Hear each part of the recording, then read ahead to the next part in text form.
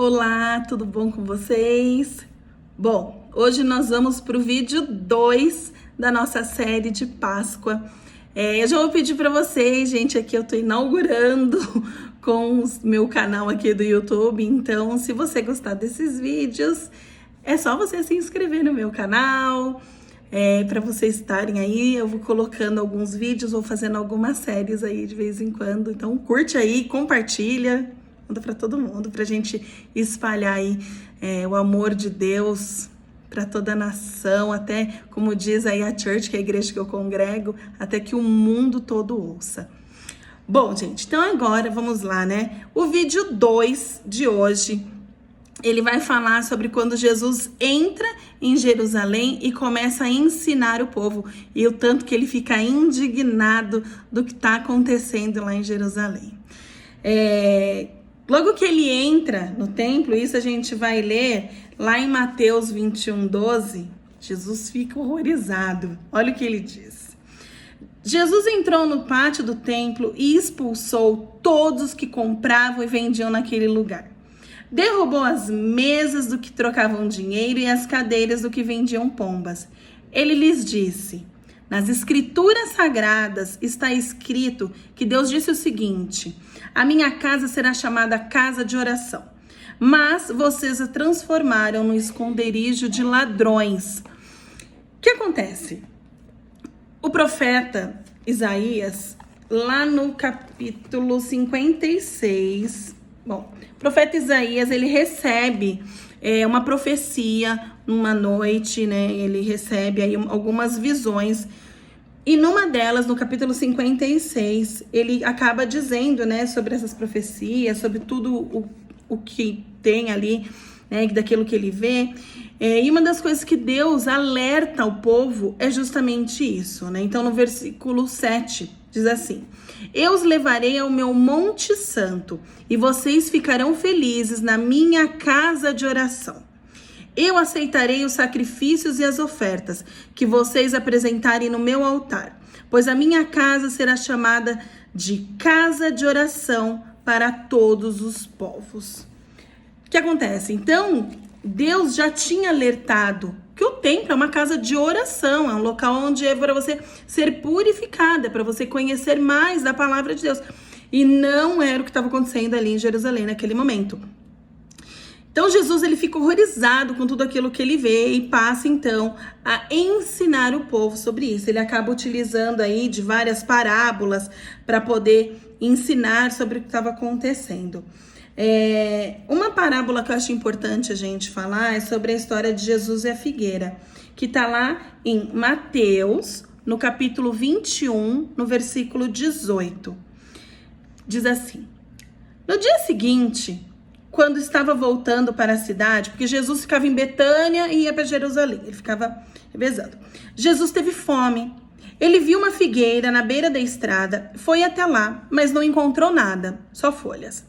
Aí disse para a figueira: nunca mais dê figos. Ele amaldiçoou a figueira. E na mesma hora a figueira secou.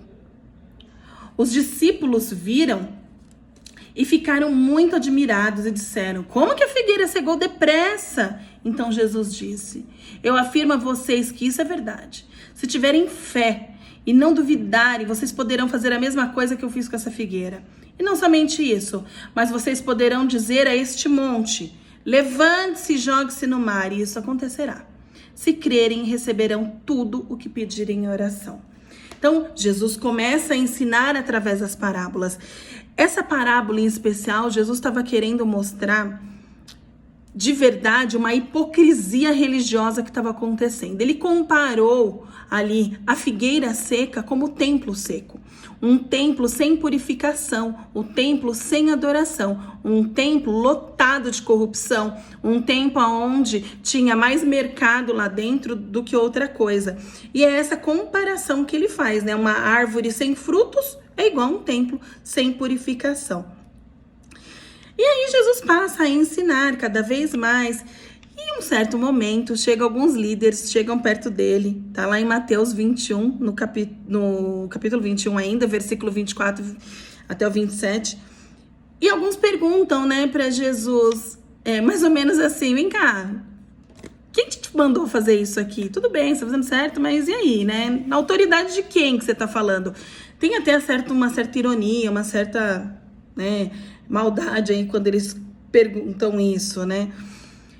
E aí Jesus respondeu: eu também vou fazer uma pergunta a vocês. Se me derem a resposta certa, eu direi com que autoridade eu faço essas coisas.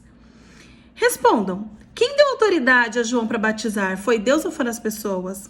Aí eles começaram a dizer uns aos outros: bom, se dissermos que foi Deus, ele vai perguntar: então por que vocês não crerem em João? Mas se dissermos que foram as pessoas, temos medo de que o povo pode fazer, pois todos acham que João era profeta. Então eles respondem: não sabemos. E aí Jesus responde: então eu também não digo com que autoridade eu faço essas coisas. Porque na verdade ele estava querendo mostrar que era com a autoridade de Deus, que ele era o Filho de Deus, e as pessoas ainda não estavam acreditando naquilo. Os líderes ali da época estavam extremamente incomodados, porque ele estava causando um rebuliço ali na cidade. Ele começa a incomodar esses líderes judeus. E aí ele começa também a trazer algumas advertências sobre o povo. Ele começa a advertir o povo sobre, né, tudo o que vem acontecendo ali. E começa a incomodar muito, né, esses líderes religiosos. Então ele começa a alfinetar e falar assim: olha, seus hipócritas, vocês estão fazendo coisas erradas. E aí, Jesus, ele alerta os discípulos dele. Ele alerta os discípulos sobre a questão da tribulação. Ele alerta os discípulos sobre a vinda do Filho do Homem, né? Ele alerta que a gente precisa ficar vigiando. E pessoal, isso é para agora. Nós devemos vigiar. O Filho do Homem está voltando e Maranata vem Jesus. E aí ele alerta, né, que não tem um tempo, não tem uma hora, vai ser num piscar de olhos. Se a gente ler lá em Mateus 24, no versículo 42, ele diz exatamente isso: fiquem vigiando, pois vocês não sabem em que dia vai chegar o seu Senhor. Bom, Jesus está ensinando tudo isso, e aí ele avisa, né, para os discípulos que um deles vai trair. E na hora que ele fala que um deles vai trair, né, os discípulos falam: imagina, Jesus, nós te amamos. Sim, um de vocês vai me trair. E você não deveria nem ter nascido, né? Maldito aquele que está pecando contra o Filho de Deus. E ele avisa que vai trair. E o que acontece? Quem é que está traindo? É Judas Iscariote. Ele se sente tentado, né, assim, por uma questão financeira. Ele é corrompido pelos seus próprios prazeres mundanos. E aí ele acaba chegando nos líderes judeus e falando, né, assim: olha, eu quero fazer uma proposta e quero entregar, então, o filho que vocês não acreditam, né, eu quero entregar Jesus para vocês. E o que vocês me dão em troca? E aí os líderes judeus falam: bom, se você fizer isso, a gente dá 30 moedas de ouro. E aí a gente vai pro vídeo 3 e depois a gente continua. Mas é isso, pessoal, ó, vídeo 3, hein? Vamos ficar ligadinho aqui. Um beijo grande e não vamos esquecer, pessoal, vamos vigiar. Deus tá voltando. Maranata vem Jesus. Eu espero vocês aqui no próximo vídeo. Tô bem feliz de estar fazendo isso com vocês, que a gente possa espalhar o amor de Deus para todos os cantos do mundo, tá bom? Beijo!